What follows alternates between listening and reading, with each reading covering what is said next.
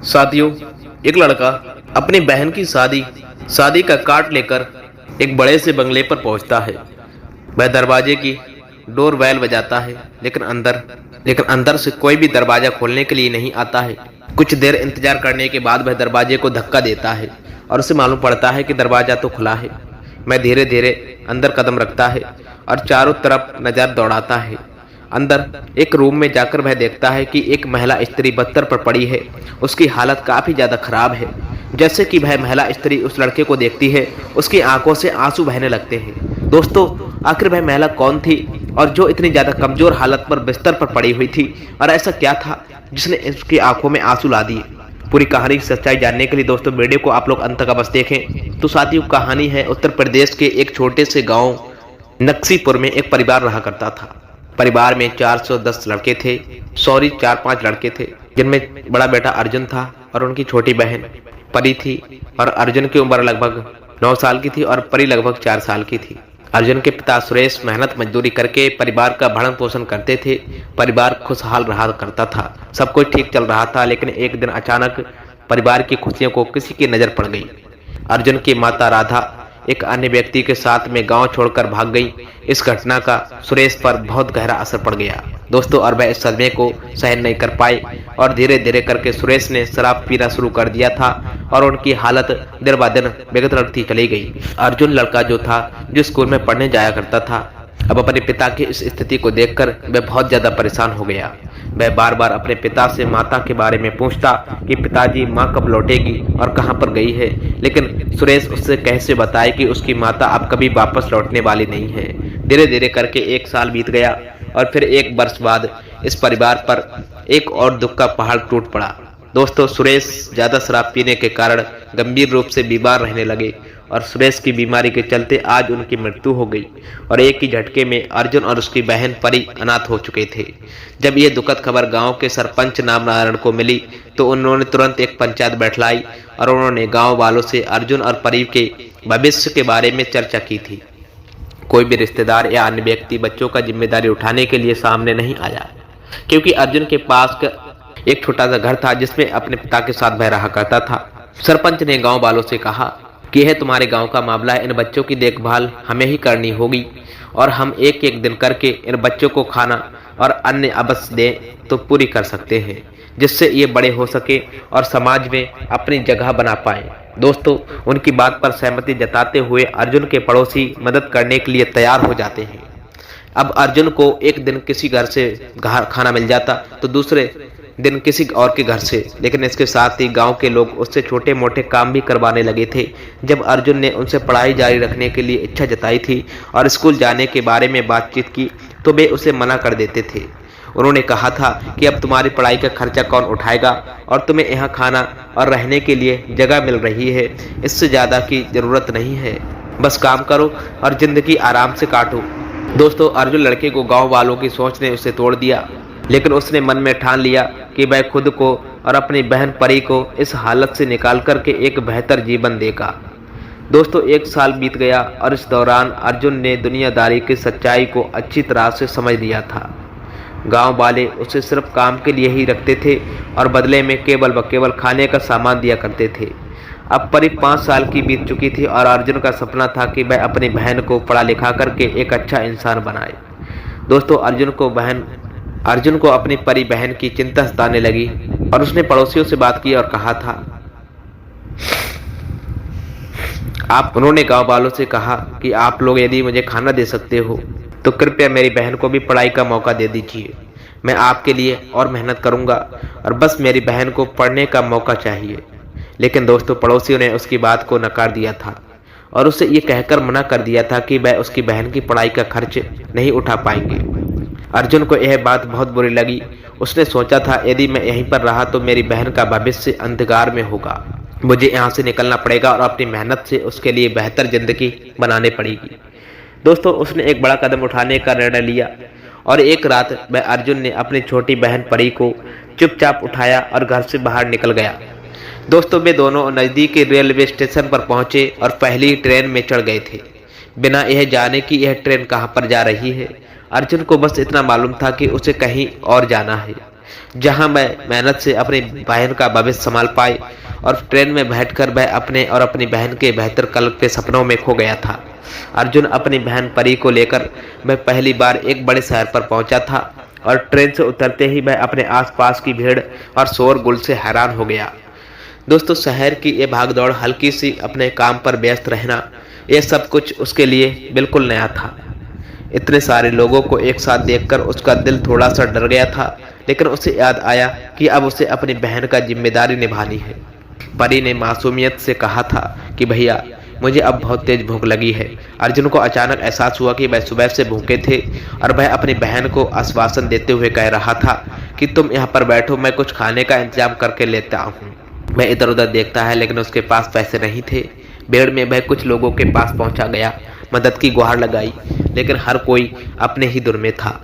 किसी ने उसकी ओर ध्यान नहीं दिया और थोड़ी देर के लिए दोस्तों अर्जुन थक हार कर पास के एक बेंच पर बैठ गया था, लेकिन उसने हार नहीं मानी।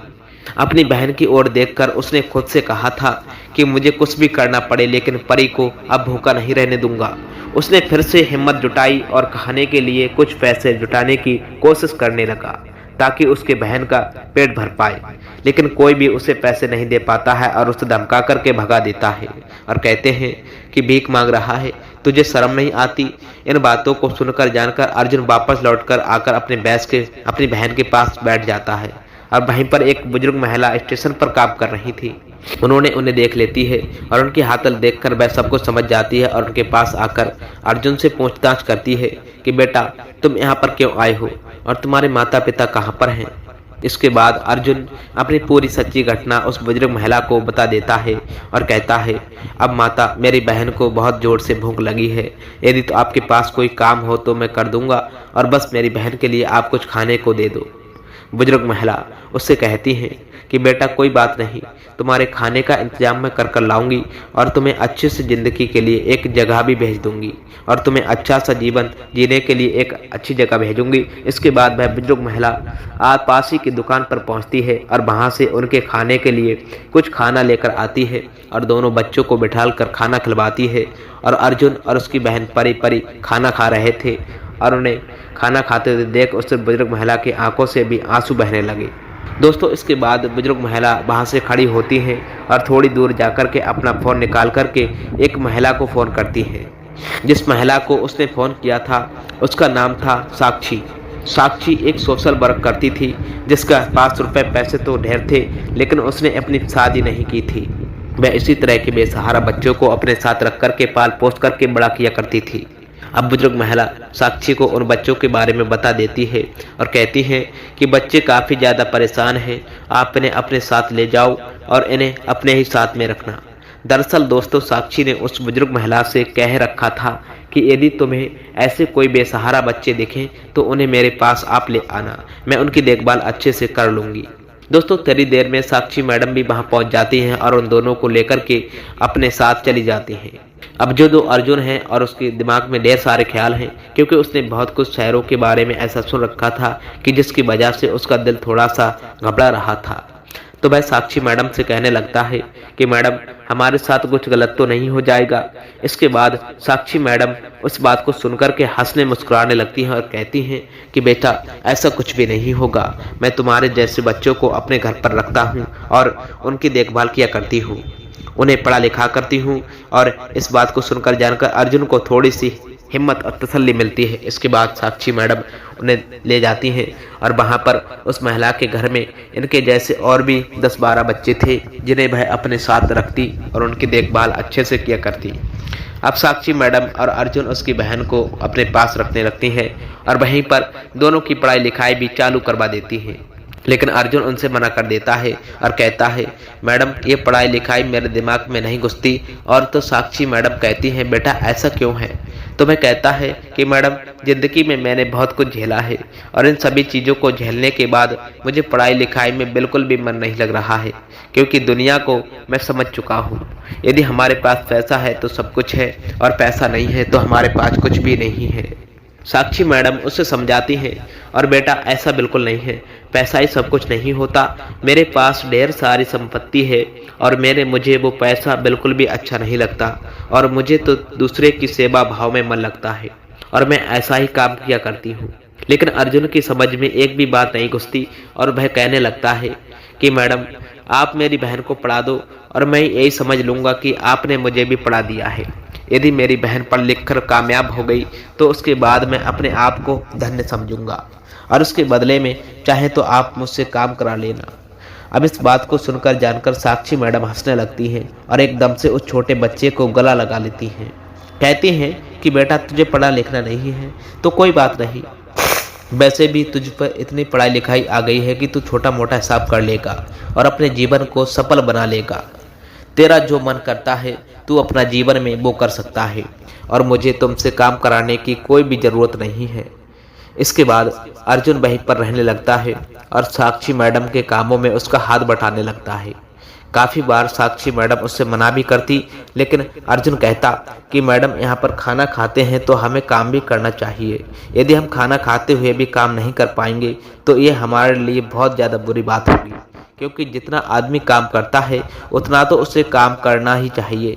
इस बात को सुनकर जानकर साक्षी मैडम भी समझ जाती हैं कि इस लड़के ने ज़िंदगी में बहुत ज़्यादा कुछ सीखा है और बहुत कुछ अनुभव भी किया है। धीरे धीरे करके समय कटता है और समय के साथ साथ अर्जुन की बहन परी उसकी स्कूली एग्जीक्यूशन कंप्लीट कर लेती है। उसकी बहन ने अच्छे नंबरों से 12वीं क्लास को पास किया था और उसके बाद वह अपने भाई के पास वहीं पर लौट आती है जहाँ पर साक्षी मैडम रहा करती हैं।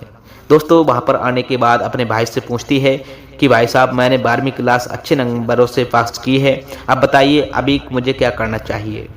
अर्जुन अपनी बहन परी से कहता है कि बहन, तुझे जो अच्छा लगता है तू वो कर ले और मुझसे पूछने वाली तू कौन सी बात है।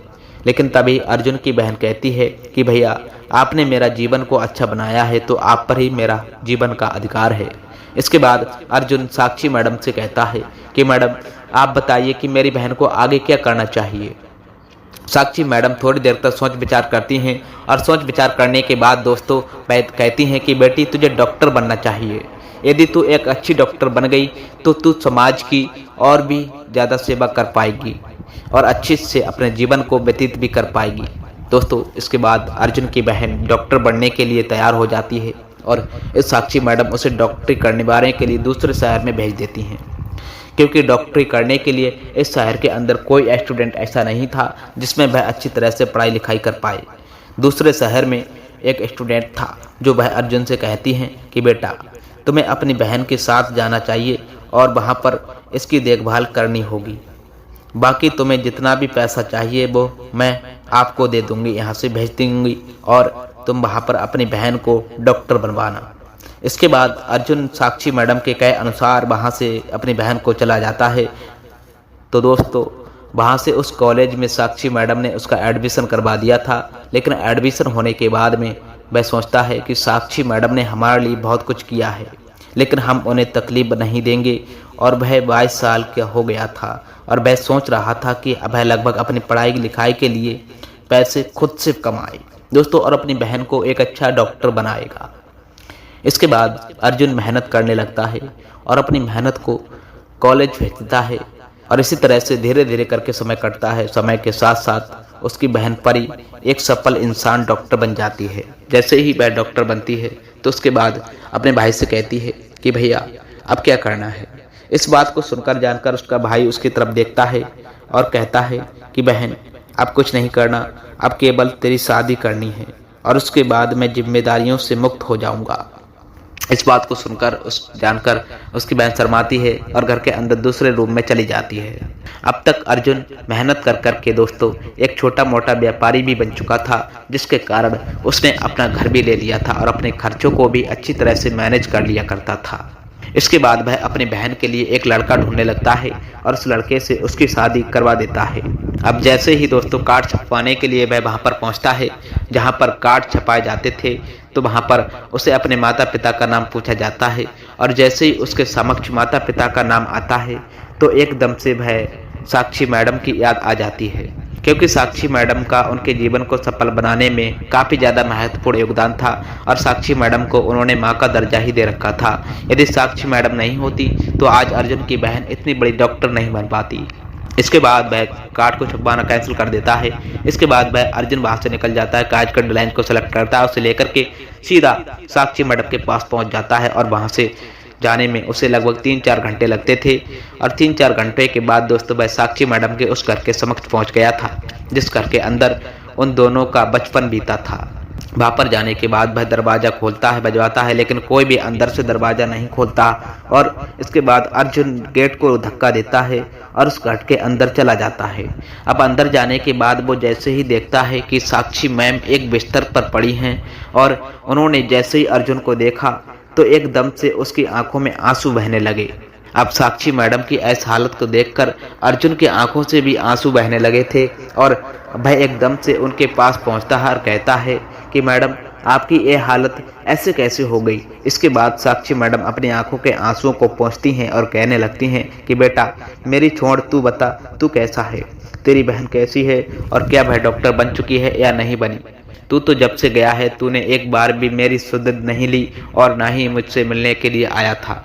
इसके बाद अर्जुन साक्षी मैडम के सामने हाथ जोड़ने लगता है और कहता है कि मैडम मुझे माफ़ कर दो गलती के लिए, ये तो मुझसे भूल हो गई जो मैं आपसे मिलने के लिए नहीं आया। और आप यह बताओ कि जब मैं आया था आप मुझे देखकर फूट फूट कर क्यों रोने लगी थी, क्या हुआ आपको। और उसके बाद साक्षी मैडम आज आगे की बात बताने लगती हैं, कहती हैं कि बेटा जब तू यहाँ से चला गया था तो तेरे जाने के बाद 5 साल बाद अचानक से मेरा एक रोड एक्सीडेंट हो जाता है और उसकी वजह से मेरा नीचे का हिस्सा पूरी तरह से पैरालाइज हो जाता है। अब पैरालाइज होने के बाद मैंने इधर उधर डॉक्टरों को दिखाया भी था, लेकिन डॉक्टरों ने कहा था कि अब आपका यह हिस्सा ठीक नहीं होगा और तुमने इसी तरह से अब जीवन व्यतीत करना पड़ेगा। जिन बच्चों की मैंने परवरिश की थी वो सारे यहाँ से चले गए थे और कोई भी लौटकर वापस मेरे पास नहीं आया। लेकिन मेरे पास रुपया पैसा तो है, लेकिन पैसे से भी कोई मेरी अच्छी तरह से देखभाल नहीं कर पाता। और तुझे देखकर एकदम मुझे अपना सा फील हुआ, तो इसी वजह से मेरी आंखों में आंसू आ गए थे। और ये बात कहते हुए साक्षी मैडम एक बार फिर से रोने लगी थी। इसके बाद दोस्तों अर्जुन ने चुप कराता है और कहता है कि माता आपने ऐसा सोचा भी कैसे था कि आपका कोई अपना नहीं है जो आपकी सेवा नहीं कर पाए। मैं आपका अपना हूँ और मैं आपकी सेवा करूँगा। और मैं तो अपनी बहन की शादी का कार्ड लेकर के आपके पास आया था ताकि आप उस कार्ड को सेलेक्ट कर लो और मैं अपनी माता के नाम की जगह आपका नाम लिखवाना चाहता था। बीच में मैंने कई बार आपके उस नंबर पर कॉल करने की कोशिश भी की थी, लेकिन आपका नंबर मिलता ही नहीं था। इसी वजह से मुझे आज टाइम मिला है और मैं आज आपके पास आ गया हूँ। आगे से आपको कैसी भी चिंता लेने की, टेंशन करने की कोई ज़रूरत नहीं। अब मेरी बहन की शादी यहीं और इसी घर में होगी और मैं भी आपकी देखभाल करूँगा। इसके बाद जो अर्जुन लड़का होता है वह अपनी बहन को वहाँ से यहाँ पर ले आता है और यहीं पर धूमधाम से साक्षी मैडम के सामने उनकी शादी करवाता है। साक्षी मैडम एक माँ का फर्ज निभाती हैं और परी को आशीर्वाद देने लगती हैं। परी की शादी हो जाती है और शादी होने के बाद परी अपने पति के यहाँ पर चली जाती है और अच्छी तरह से अपने जीवन को व्यतीत करने लगती है। अर्जुन लड़के ने शादी अभी तक नहीं की थी, तो इसके बाद परी एक दिन वहाँ पर आती है तो वहाँ पर साक्षी मैडम से कहती है कि मैडम मुझे भी अब वह भाभी देखनी और भैया मेरी इस बात को मानते बिल्कुल नहीं हैं। दरअसल दोस्तों परी ने काफ़ी बार अपने भाई से भी कहा था कि भाई अब तुम शादी कर लो, लेकिन अर्जुन ने अपनी बहन की खुशियों के लिए शादी नहीं की थी। उसने सोचा था कि कोई पत्नी कैसी आएगी, वो शायद हमारे परिवार को समझे या न समझे, कहीं मेरे बहन के साथ गलत तरह का व्यवहार ना करे। इसी वजह से उसने अपनी शादी नहीं की थी। तो परी कहती थी कि मैडम आप इसे समझाओ और मैं अपनी भाभी को देखना चाहती हूँ। इसके बाद साक्षी मैडम अर्जुन से कहने लगती हैं कि बेटा अब तुम बहन तुम्हारी सही कह रही है और तुम्हें शादी कर लेना चाहिए। इसके बाद अर्जुन कहता है कि माता आपकी बात कहे तो ठीक हो, लेकिन मेरी काफ़ी ज़्यादा बढ़ गई है उम्र, तो मुझे लड़की कौन देगा। इसके बाद परी जपते हुए कहती है कि उस चीज़ की चिंता आप मत करो, मैंने एक अच्छी सी भाभी अपने लिए सिलेक्ट कर रखी है और आपकी आज्ञा की देर है।